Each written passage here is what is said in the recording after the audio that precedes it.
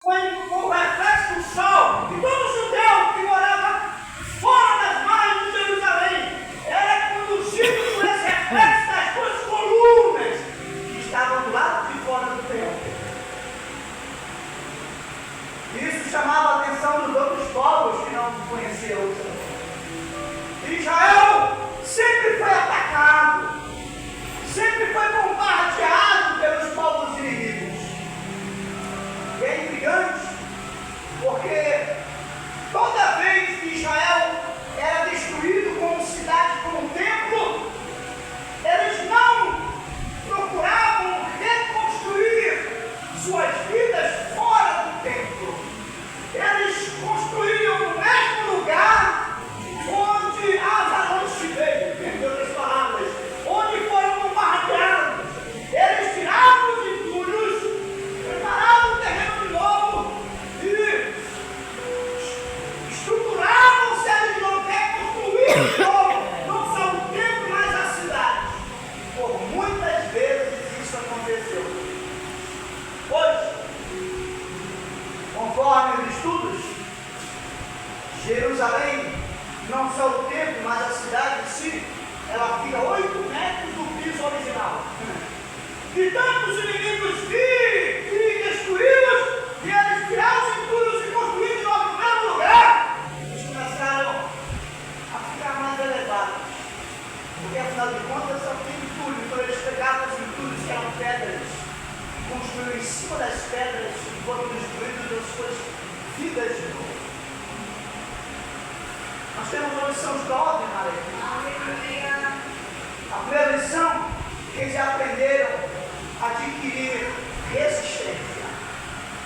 Os embates da vida dos inimigos levaram eles a aprenderem a serem resistentes.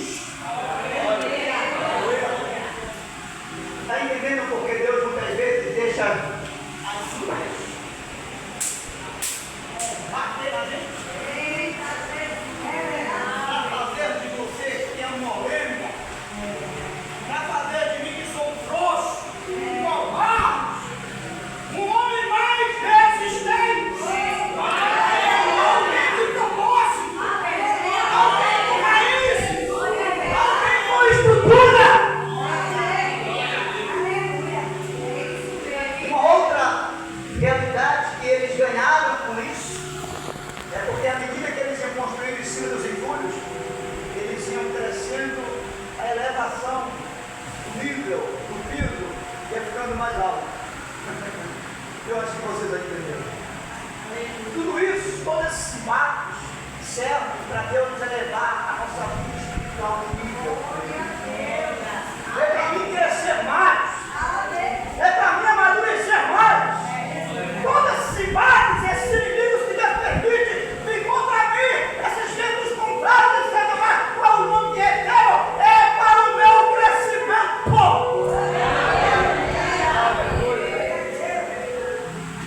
Você está entendendo? Por isso que Jerusalém, quando se vai para Jerusalém, não se vai descendo, vai subindo. Diga, eu estou subindo. Vai subir uma coisa fácil.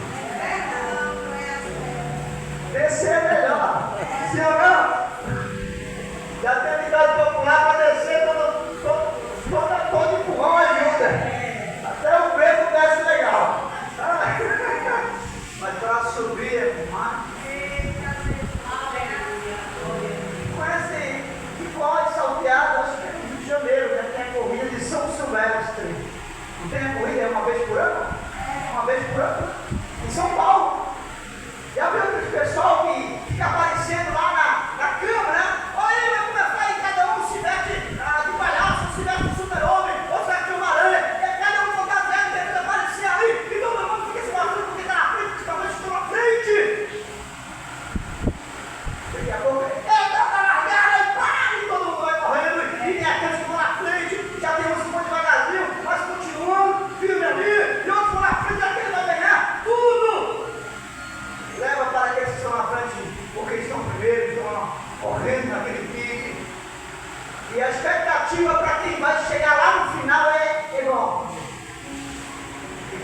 vai observar o número daqueles que saíram, lá no final é bem menor do que os que começaram. Porque o segredo não está no começar, o segredo está no terminar. O segredo está no final. Porque começar, todo mundo começa. Sim ou não? Todo mundo vem para a competição. Agora vamos ver da história se todo mundo vai estar lá no final. Quem vai estar lá no final? Quem vai estar lá no final? Eu quero estar lá quando chegar no final. Sabe o que tem no final dessa corrida lá em São Paulo? Tem uma baita de uma ladeira. Tem uma baita, Carlos, de uma subida. Pode pesquisar lá. A rua de São Silvestre. E aí que está o segredo.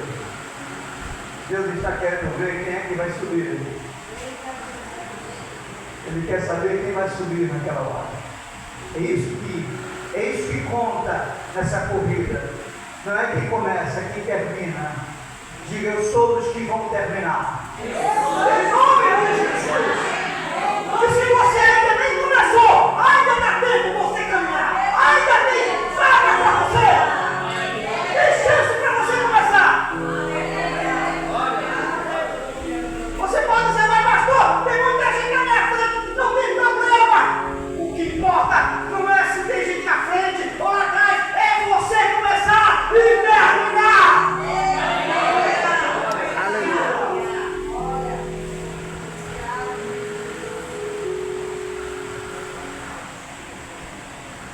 É olhar para cima. Amém? Amém? Não tem como subir e olhar para baixo. Todo que sobe tem que olhar. Tem coisas na vida. Eu já começo a mensagem. Tem coisas na vida que você só entende se você olhar para cima. É verdade, pastor? Vamos para a palavra. Historicamente falando, e culturalmente também, né? Em Tel Aviv, não, mas na cidade antiga de Jerusalém, os que vão para lá encontram na Rua Dolorosa, que é a rua antiga de Jerusalém, uma grande rocha, bem do lado da passagem onde Jesus passou com a cruz. E em dado momento, você lembra que é um episódio bíblico que fala que Jesus, no caminho, ele cai. Você lembra desse episódio? Jesus cai, e quando ele cai, fraco, fragilizado, porque ali estava o Deus homem. Amém? Não quer se esqueça disso. O meu Jesus que veio aqui é o Deus homem. Ele se revestiu de carne e osso. Foi o Deus homem que lhe salvou. Não foi o Deus que lhe salvou. Foi o Deus homem. Sem pecado, mas foi o Deus homem que lhe salvou. Ele se tornou como eu aqui. Aleluia. O texto diz que quando ele cai, os soldados olham para um judeu. O judeu de cor negra. A qual possibilidade dele ser um negro é porque ele era um etíope. E o texto faz questão de dizer que um soldado em pele, força, ele, um etíope, a ajudar. Jesus carrega a cruz. E ele carrega a cruz. E quando Jesus cai, a epígrafe do texto não vai alinhar, não vai dar toda a explicação do cristão aqui agora. Não vai dizer que Jesus colocou a mão sobre essa rocha. Mas os historiadores contam. A arqueologia conta. Jesus cai, e quando ele cai, ele se escola dessa pedra, ele coloca a sua mão. E todos os que vão para visitar a nova Jerusalém, ou a Jerusalém antiga, melhor falando, eles colocam a mão ali naquela rocha. E vai para fora. Você já ouviu mais isso? Você seria um deles também. Se tivesse ali sabendo, deve ser um deles. Se não aparecer aí. E aqueles que vão e que vê esse cenário e que não olha para cima acima da rocha, não ninguém. O que está acontecendo agora? Entendeu já? Entendeu alguma coisa? Já deu para entender? Por que as pessoas passam e colocam a mão naquela rocha e fazem oração? Acima dessa rocha há um retrato feito na rocha também. Aqui naquela época, muitos escultores, e feito na rocha, um homem caído com uma cruz, que é Jesus, escorando a mão com a rocha, e morto, que era etíope, que o ajudou, tentando pegar a cruz para levantar Jesus. Ou seja, aquela rocha indicava que ali Jesus um dia colocou suas mãos, somente olhando para acima. Essa equipe arcaica antiga é que eles conseguem entender o cenário que está acontecendo aqui embaixo. Diga comigo, somente olhando para cima. Somente olhando para cima. É que eu consigo entender. O que está acontecendo aqui embaixo.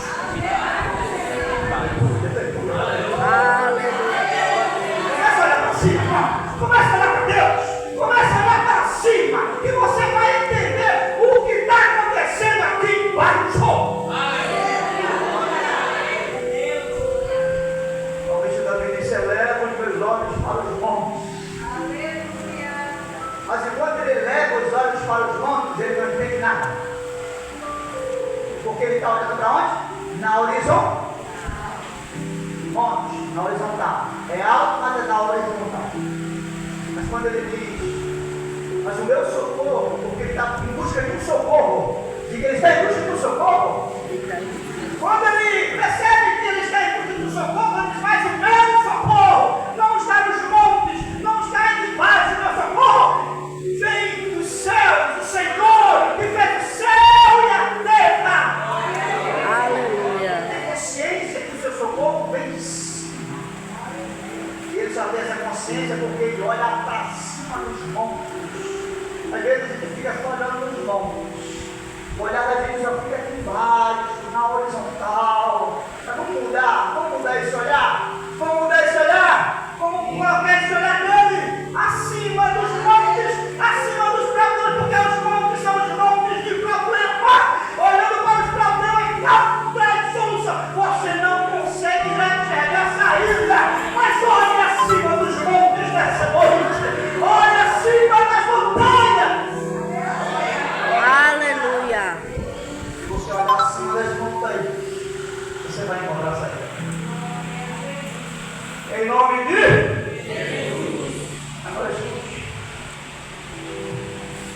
Quando nós fazemos uma análise do texto de Romanos, nós lemos Romanos também, 8:28. Lá no verso 39, Paulo encerra a expressão ao dizer: que nem altura, que nem profundidade, que nenhuma outra coisa que seja mundo físico ou espiritual, poder da potestade, autoridade, nada nos separará do amor que está guardado em Cristo Jesus, o nosso Senhor. Agora escute. Do ponto de vista da graça, nada nos separa do amor de Deus. Diga comigo, do ponto de vista da graça, nada nos separa do amor de Deus. Porque graça é favor imerecido. Não há nada que eu possa apresentar como ato de obediência a Deus que possa justificar a minha salvação. Porque é graça. É ato soberano de Deus. Ele decidiu me salvar por esse amor e graça. O seu filho.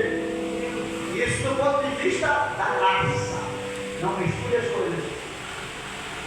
Quando nós observamos, Paulo dizer que nada nos separa do amor de Deus que está em Jesus, do ponto de vista da relação que nós temos com Deus, a gente começa a ficar com medo. Porque nem sempre, ou nem todo dia, estamos com bons relacionamentos com Deus. Sim ou não? Sim. E todo dia, se o relacionamento está no nível elevado, glória a Deus. Parabéns. Mas como um homem relativo como eu não consigo estar sempre com um nível de fé lá em cima. Volte e veja a minha fé. É assim, não é? Fica com vergonha de dizer não. Conversa, crente.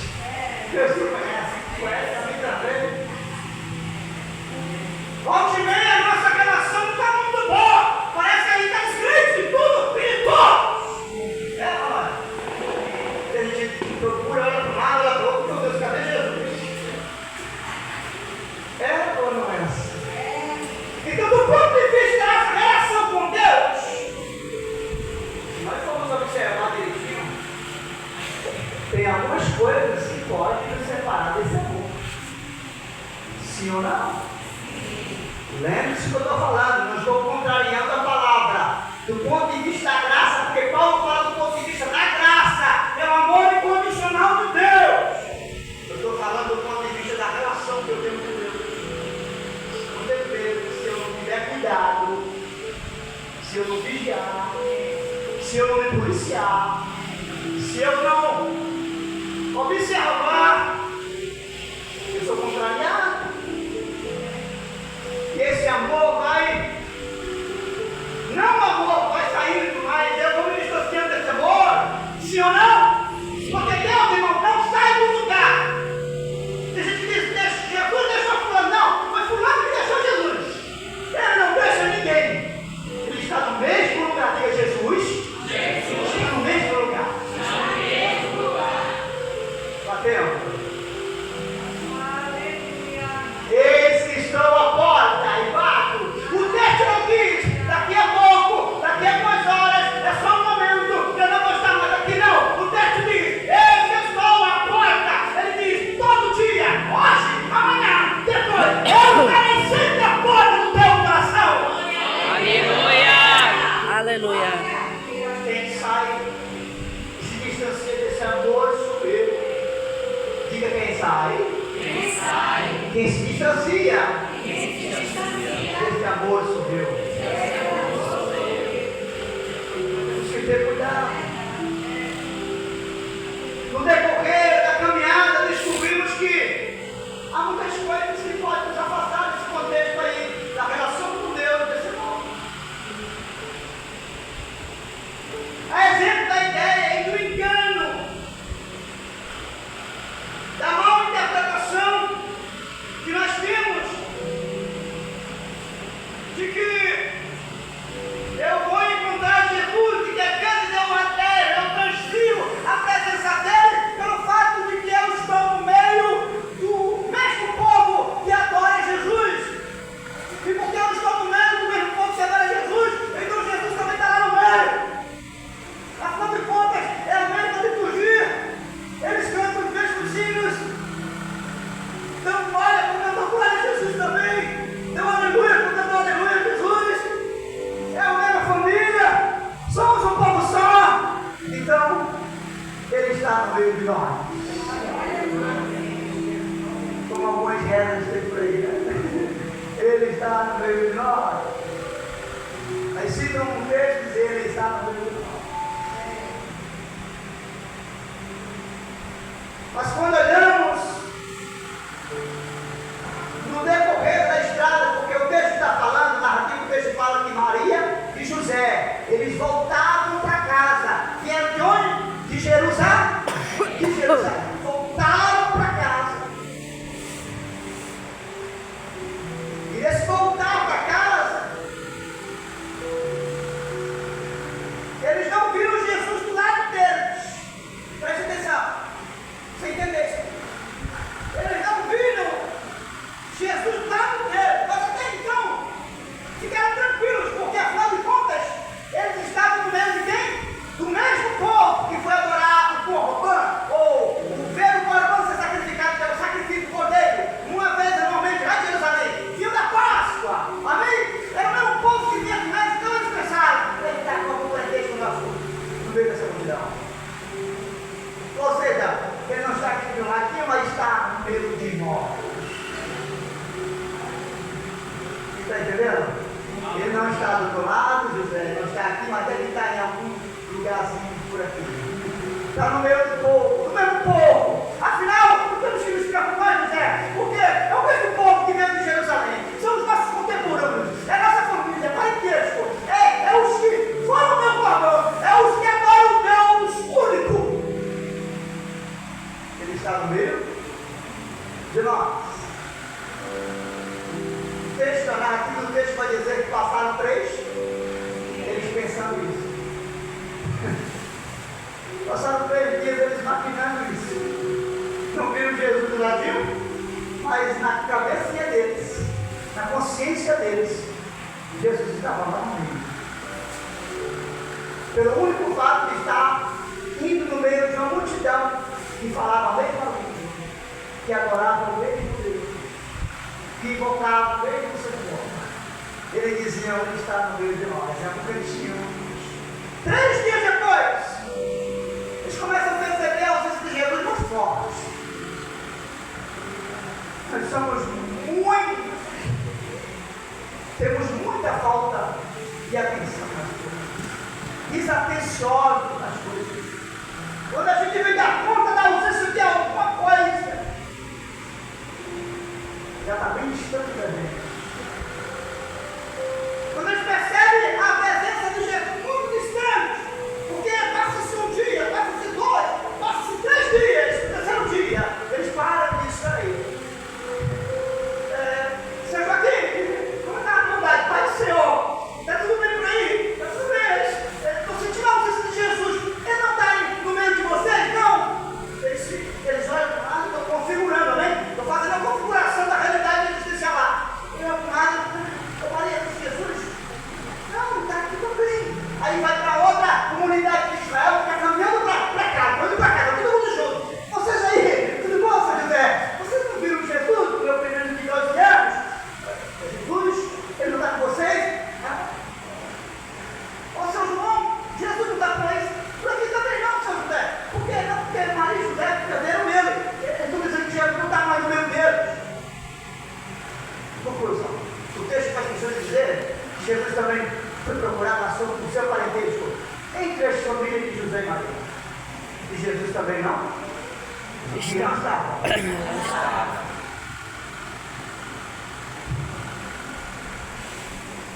Agora veja que confiança que eles tiveram da presença de Jesus no meio deles, só pelo fato de estarem caminhando no meio do mesmo povo.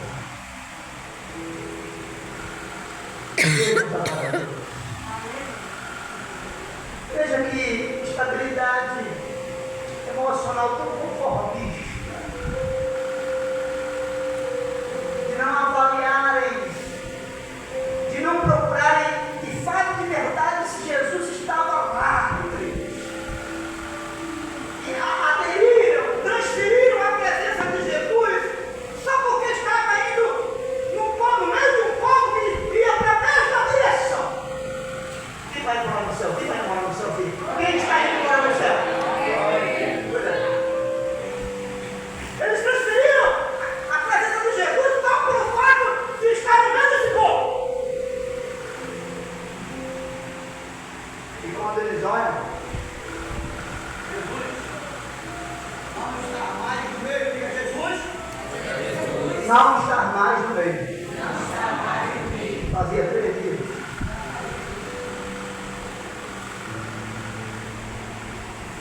Isso tem acontecido conosco. É uma realidade nua e crua.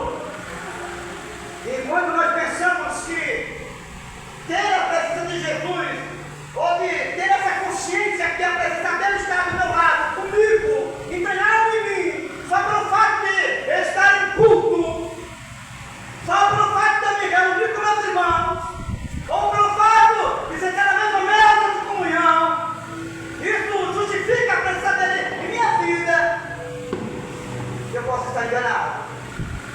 Eu posso passar e viver muito desenganado, como José e Maria estavam vivendo dias enganados, pela presunção de justificar a presença de Jesus na vida deles, só pelo fato de eles estarem no mesmo culto com o seu povo. Só pelo fato de eles estarem no meio do mesmo povo, só pelo fato de eles estarem realizando a mesma liturgia com seus irmãos. Isso é algo perigoso. Quando eles percebem isso, eles se desesperam. Porque afinal de contas Jesus estava sobre os cuidados dele. Amém? Amém. Ainda era criança. Eles tinham consciência de quem era Jesus. Mas ainda era criança. Eles se preocupam, se desesperam. O que eles fazem? Começa a procurar Jesus em tudo quanto é canto. Você pode dizer comigo, começa a procurar Jesus. Começa a procurar Jesus. Aí bate na porta, Jesus está aí. Não tem bicho. Ela vai mas eu estou vendo. Bate outra porta. Pelo amor de Deus, Jesus está aí. Ela vai mas não está. Quem sabe? Eu e você estamos vivendo essa realidade. Por muito tempo a gente achou que a presença de Jesus estava comigo só pelo fato de eu estar aqui na igreja, com meus irmãos. Só pelo fato de eu estar acompanhando a multidão que diz que vai morar no céu, que tem que ter no coração. E eu creio que sim. Amém? Amém. Mas eu não posso transferir a presença dele na minha vida apenas por causa disso. Porque se eu configurar isso como realidade espiritual na minha vida, eu estarei configurando e estabelecendo em mim não uma espiritualidade, mas uma religiosidade. É a Maria que vai mais outra, mas eu não sei se as outras vão chegar lá. Eu tenho que saber se eu vou chegar lá. Eu não tenho que andar com as pernas dos outros. Ou ir porque o outro vai, ou fazer porque o outro vai. Não, eu tenho responsabilidade pessoal. Aleluia. Se não disser, eu não vou cultuar, eu estou decidido a cultuar. Eu não cultuo por caminhar, se Deus disser, eu decidi adorar a Deus. Aleluia. Eles tocou em todo lugar que sabe. É o seu caso. Há muitas pessoas batendo por aí procurando Jesus. E você não vai encontrar Jesus em lugar nenhum. Isso, pastor? Nem aqui, pastor? Nem aqui. Eu disse em lugar nenhum. Eu digo isso com propriedade. A palavra. Eu deixei a Bíblia, que agora dessa passagem. Você sabe muito bem onde Maria e José foram encontrar Jesus. Diga, em Jerusalém. Em Jerusalém. Mas o texto diz que eles iam na direção de onde? De casa. E para ir para Jerusalém tinham que fazer o quê? Diga, voltar. Porque Jesus estava em Jerusalém. Para encontrar Jesus, tem que voltar. Isso fala de convergência. É como um carro que vai em uma direção e tem uma esquina, ele tem que convergir. Quem dirige sabe o que eu estou falando? Mudar de direção. Amém? Tem que convergir o carro para que ele dê a volta e voltar. Porque não dá para bater na parede ou passar na esquina. Tem que convergir. Tem que voltar. Porque Jesus não está no meio da multidão. Ele está onde? Diga, em Jerusalém. No templo. No templo. Ele foi encontrado onde? No templo. O único lugar onde Jesus pode ser encontrado é no seu coração. O seu coração é esse lugar onde Jesus está. E o texto diz: eis que eu estou batendo. Que porta é essa? É a porta do coração. Você está procurando Jesus em muito lugar e não vai encontrar. Fisiologicamente falando, o único lugar em que ele pode ser encontrado é aí no seu coração. Aleluia. Onde está a glória?